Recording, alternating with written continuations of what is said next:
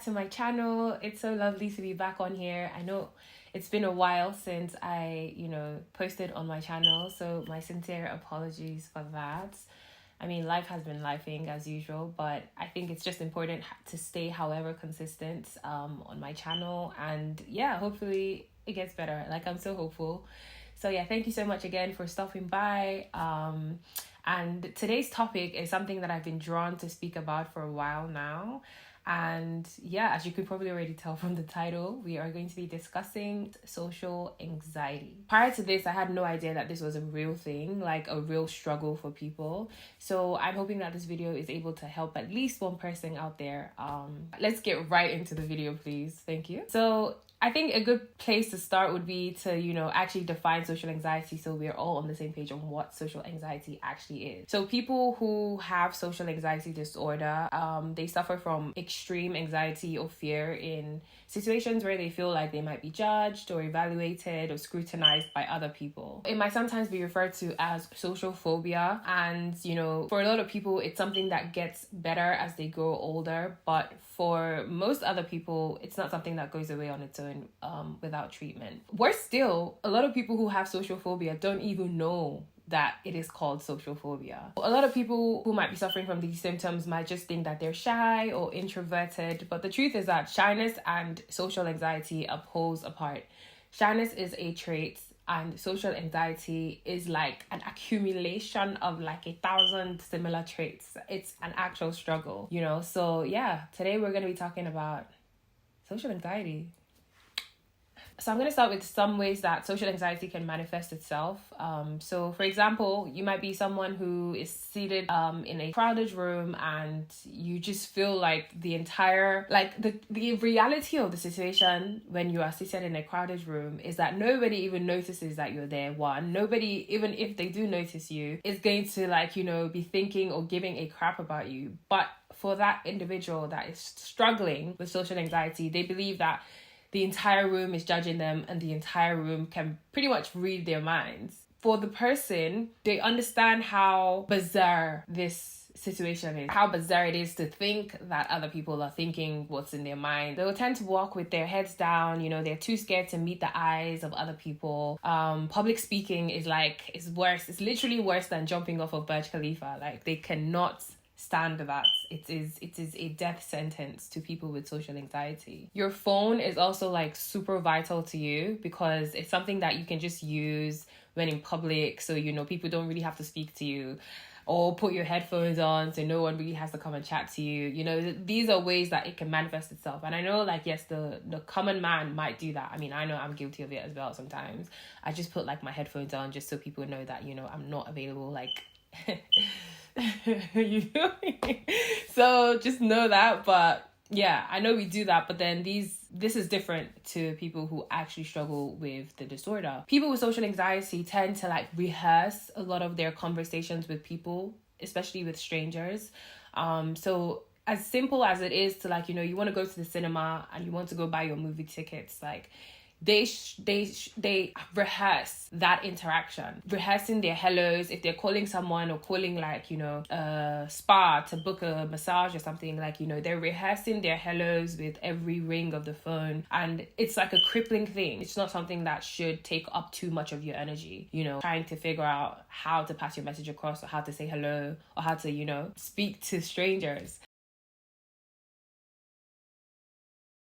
So if you feel like you're someone who has been experiencing all these things that I've said, you can, for one, try to break down any challenging situation into smaller parts and then try your best to feel at ease with them before moving on to the next part. So for example, if you needed to take an Uber to go see a movie at the cinema, you would break down that entire trip with starting with the Uber driver, having to interact with the Uber driver, getting in the car, confirming that it's you, start with that portion of your trip and then move on to getting to speaking to the ticket attendant, buying your ticket, then move on to you have to feel at ease with each portion of your trip before moving on to the next portion.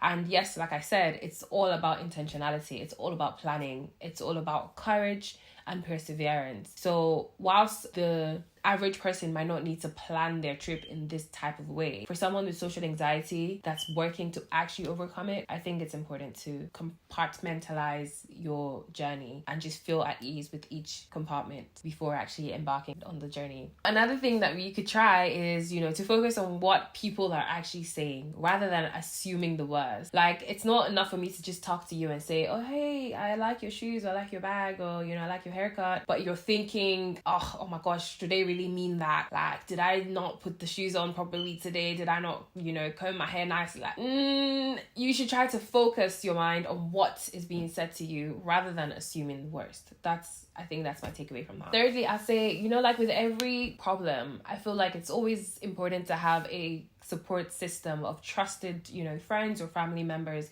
that you can speak to about things that you've learned and that can help you through the process. Like, no man is an island. Nobody can do anything just all by themselves. It's not going to be sustainable. We are created to live in community, to love each other, help each other as much as possible. So I feel like if you can find trusted, family members or friends that can help you through the process, it might just make the journey to overcoming social anxiety a little bit more bearable. And I would say, because I feel like it's worth saying above everything else, like, pray.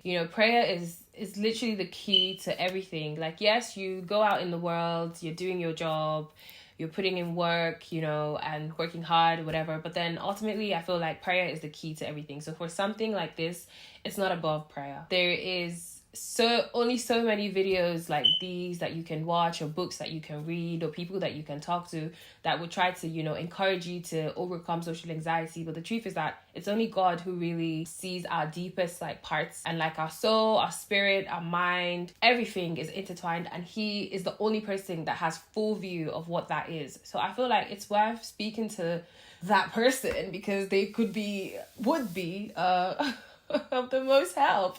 So I think I would just encourage you to pray as well. Nothing is above prayer. Nothing's above God. Like, He can do everything. That's not to say that, you pray one time and you say that's it. You have to be consistent in your trying. You have to be consistent in your efforts to overcome it, as you are consistent in your prayer life about your social anxiety. Remember, the goal should be to live your life and to live it to the full, okay? Work hard, play harder, gang, every day. And it's something that you can do. You shouldn't have to be scared about social interactions, because the truth is that the other person, who's a stranger, really they would forget about you like this. It's important for you to not only want to change, but know why you want to change. So start with your mindset. You have to love yourself, and you have to understand that even if you do fail, even if you do mess up in public and people do judge you, it does not translate to who you are as a person. Don't give strangers, or anyone, let alone, that much power over your life. They can judge you. Like, let me tell you, there's nobody that's perfect. It is not something that is beyond your reach. It is something that you can do. If your goal for one day is to, get into, contribute to a conversation that you usually would not have contributed to, then that's a good place to start. Even if it's just one piece of information that you add to that conversation for that day, that's fine. Because then at least, you're pushing yourself, you're pushing your boundaries. And there's no way that, you keep doing that and you would not come out on the other side. There's no way. That's just not how life works. You get out of it what you put into it. The hardest part is always starting, right? But once you get started, it's like, whoop. We have to remember, small changes like this, they have big impacts in the long run.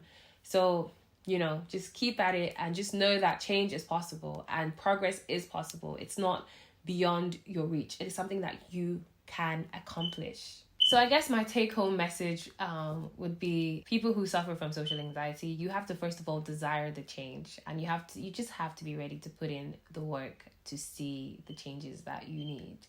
And to those of us that don't suffer social anxiety, I feel like you should never ask someone who's suffering from social anxiety why they are the way that they are, because that's a question that they've been trying to find the answer to all their life and still haven't been able to. So you're doing more harm than good trying to ask them, oh, why are you like that, why are you shaking? just be calm. Just calm down, okay?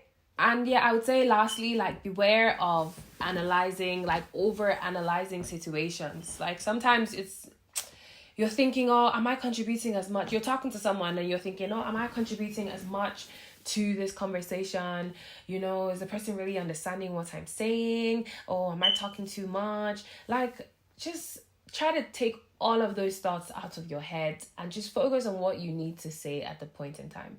Once you say that, that is it. Say fini. It is done. Party. Say fini. Like, it's done. Finito. You feel me? I think that's it. I think that's all I have. So if you're someone that struggles with social anxiety, please, give me some more tips on how you've been dealing with it. Don't forget that, ultimately, prayer.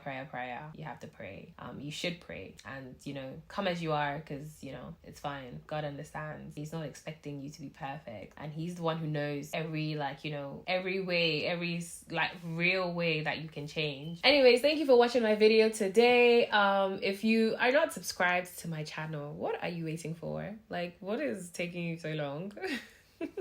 Okay, so please subscribe to my channel. Make sure you like and share this video. You never know who might benefit from it, so please share and subscribe. And yeah, I will be seeing you guys in my next video really soon. Mwah. Ciao.